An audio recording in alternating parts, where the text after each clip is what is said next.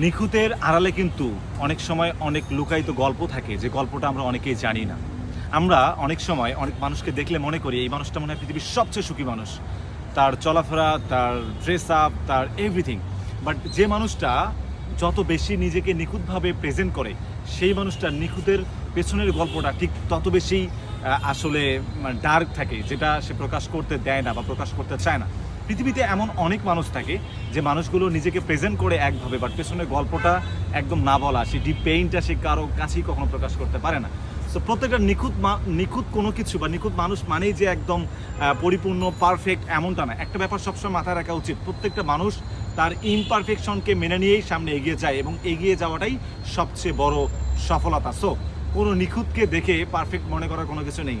আপনার গল্পটা আপনার কাছে, তার গল্পটা তার কাছে, আপনার স্ট্রাগলটা আপনার কাছে, তার স্ট্রাগলটা তার কাছে, শুধুমাত্র প্রকাশ করার ভঙ্গিটা ভিন্ন।